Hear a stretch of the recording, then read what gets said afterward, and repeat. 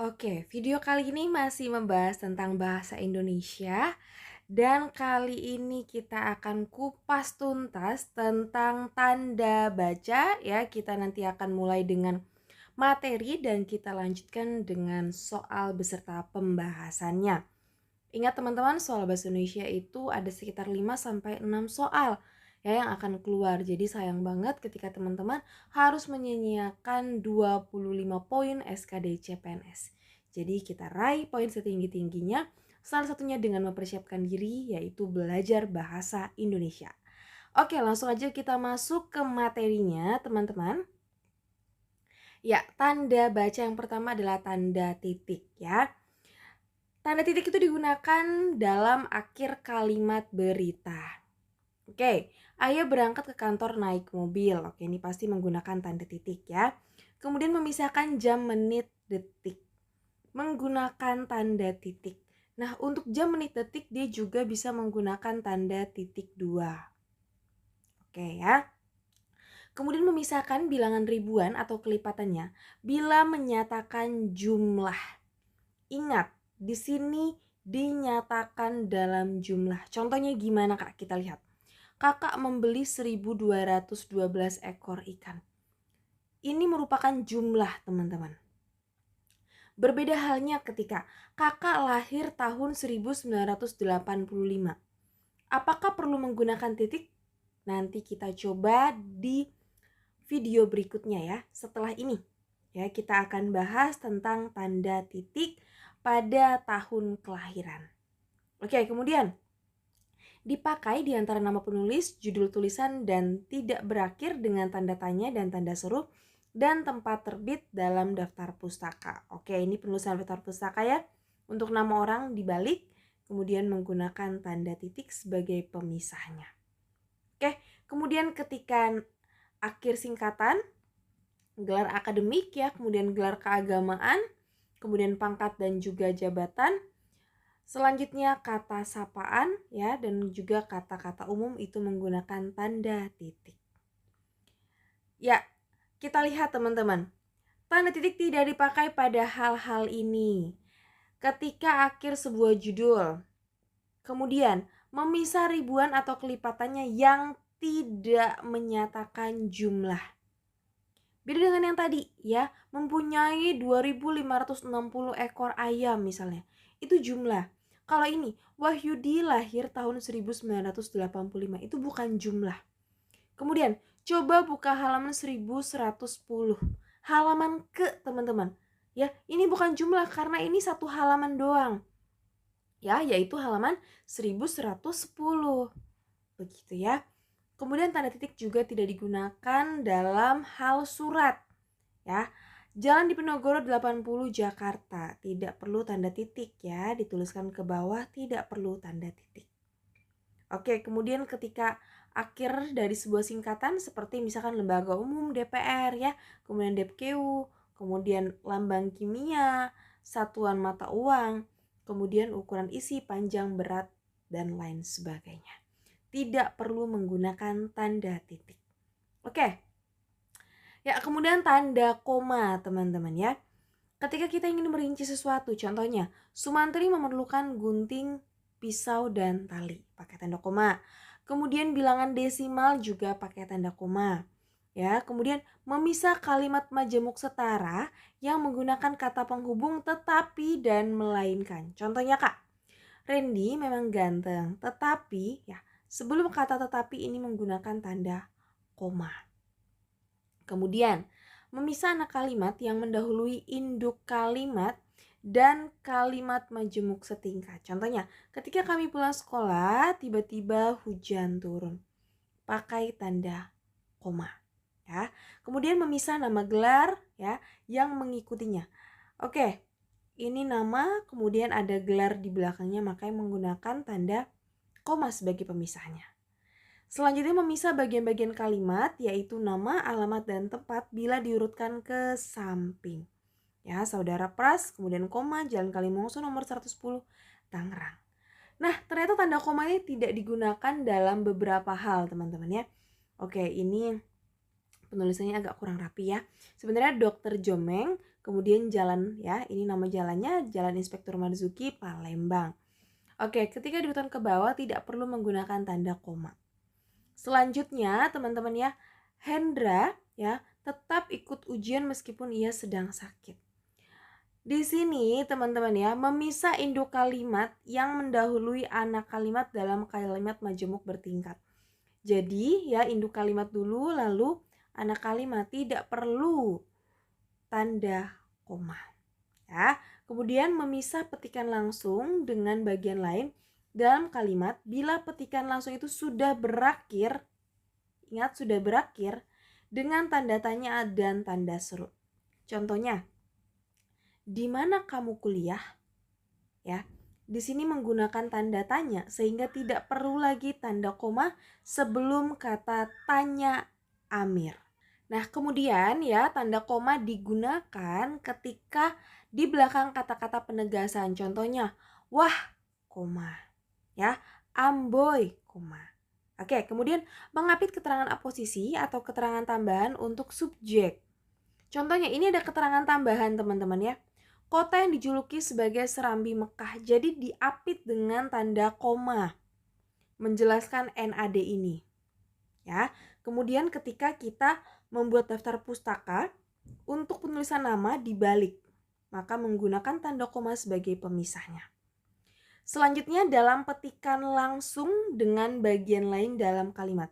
Saya sangat senang, koma kata Supri. Berbeda dengan yang ini ya, ketika diakhiri dengan tanda seru ataupun tanda tanya, maka tidak perlu lagi tanda koma. Lanjut, memisah rupiah dengan sen menggunakan tanda koma. Oke, kita lanjut. Ya, ini tanda petik ganda. Ya, ketika kita membuat petikan langsung, kemudian membuat ya judul dalam kalimat, kemudian mengapit julukan ataupun sebutan khusus dalam kalimat. Selanjutnya tanda petik tunggal. Ketika kita mengapit ya terjemahan dari istilah asing, maka menggunakan tanda petik tunggal. Kemudian mengapit petikan dalam petikan. Kakak berkata, coba dengar suara aduh, aduh. Ya, jadi di sini menggunakan tanda petik tunggal. Oke, kita coba masuk ke soal yang pertama. Manakah di antara kalimat berikutnya menggunakan tanda baca yang tepat? Opsinya yang tepat yang A, B, C, D, ataukah yang E, teman-teman? Ya, jawabannya adalah yang D. Wah, aku tidak menyangka kamu lolos CPNS 2024 ya. Di sini ada tanda koma, teman-teman. Kemudian tanda seru ya. Ini merupakan kalimat penegasan. Sama seperti Amboy. Jadi menggunakan tanda koma dan juga tanda seru. Kenapa Kak yang A salah? Ya, ini kalimat langsung harusnya menggunakan tanda koma. Kemudian yang B, Suci memang cantik tetapi Sulis lebih cantik. Ini kalimat majemuk setara, jadi harus menggunakan tanda koma. Yang C, NAD, kota yang dijuluki sebagai Serambi Mekah. Ini merupakan kalimat aposisi, teman-teman ya. Ada penjelasan lebih lanjut dari NAD ini, sehingga harus diapit dengan tanda koma. Kemudian yang E, kenapa salah Kak? Pejuang CPNS berkata, nah ini kan merupakan kalimat langsung, seharusnya menggunakan tanda koma bukan tanda titik dua. Jadi jawaban yang tepat adalah yang D, teman-teman. Oke, kita lanjut soal berikutnya, soal nomor 2. Penggunaan tanda baca yang salah terdapat pada kalimat. Oke, kita lihat yang A. Randi memang ganteng tetapi Angga lebih ganteng. Tepat ya. Oke, kemudian yang B. Sumantri memerlukan gunting, pisau, dan tali. Ini juga tepat. Karena ini kalimat pemerincian ya. Yang C. Terima kasih Anda tidak memberikan salam tempel kepada petugas. Tepat. Oke, kemudian yang D. Saman lahir tahun 1985 di Bukit Tinggi. Ini juga tepat. Coba buka halaman 1115.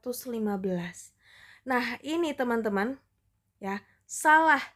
Kenapa ini salah? Karena ini bukan menunjukkan jumlah. Ya. Melainkan hanya salah satu halaman aja.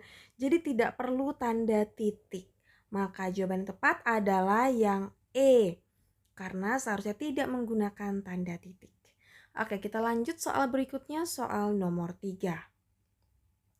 Penggunaan ejaan atau tanda baca yang salah terdapat pada kalimat. Oke, kita lihat yang A.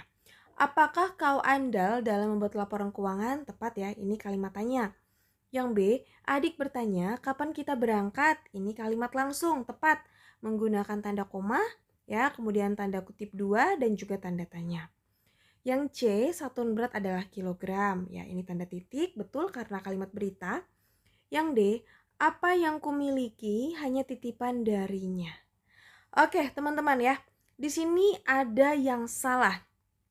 Jawaban yang tepat adalah yang D. Salahnya di mana, Kak? Ya, kata kumiliki ini seharusnya digabung. Kemudian darinya, karena ini menunjukkan kata Tuhan, seharusnya digunakan tanda hubung. Darinya. Ya, yang E, kita harus beriman kepada Tuhan Yang Maha Esa, ini juga tepat. Jadi jawaban yang salah, ya, tanda baca yang salah adalah yang D. Apa yang kumiliki hanya titipan darinya. Kita lanjut soal berikutnya, soal nomor 4. Penggunaan tanda titik dalam kalimat di bawah ini yang salah adalah, oke, Jojo membeli 1.540 ekor kambing. Oke, ini tepat ya, karena merupakan kuantitas ataupun jumlah. Yang B, ayah pergi ke kantor pagi tadi, kalimat berita. Sonya lahir tahun, nah ini dia, 1999. Ini bukan jumlah,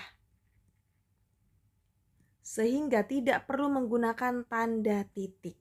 Jawaban yang tepat adalah yang C. Ya, kita lanjut soal berikutnya, soal kelima. Penggunaan tanda koma dalam kalimat ini yang benar adalah, oke, kamu anak siapa? Tanya Almira. Teman-teman, ini merupakan kalimat langsung. Ya, ketika diakhiri dengan tanda tanya ataupun tanda seru, tidak perlu tanda koma lagi. Kemudian yang B, Sonya memerlukan tas, pensil. Nah, sebelum kata dan harusnya ada tanda koma. Oke, kemudian yang C, DIY, kota yang dijuluki sebagai kota pelajar. Nah, ini adalah kalimat aposisi, seharusnya ada tanda koma. Karena ini mengapit, teman-teman ya, mengapit penjelasan tambahan. Lanjut yang D, Amboy indahnya. Nah, seharusnya setelah kata Amboy tanda koma, lalu indahnya pemandangan di sini. Ya. Yang E, saya sangat marah, kata Suci. Nah, ini tepat sekali, merupakan kalimat langsung ya, dan diakhiri bukan dengan tanda tanya ataupun tanda seru seperti opsi yang A. Kalau opsi yang A tidak perlu tanda koma. Opsi yang E tepat menggunakan tanda koma. Maka jawabannya adalah yang E ya. Oke, ini adalah penjelasannya untuk tanda koma. Silahkan teman-teman bisa dilihat lagi ya. Bisa dibalikin ke video yang menit-menit awal ketika penjelasan materi untuk tanda koma. Ya, kita sudah membahas materi dan juga latihan soal mengenai tanda baca. Silakan teman-teman untuk ulang lagi dan cari referensi sebanyak-banyaknya serta jangan lupa latihan soal. Terima kasih untuk teman-teman yang sudah menonton dan salam sukses.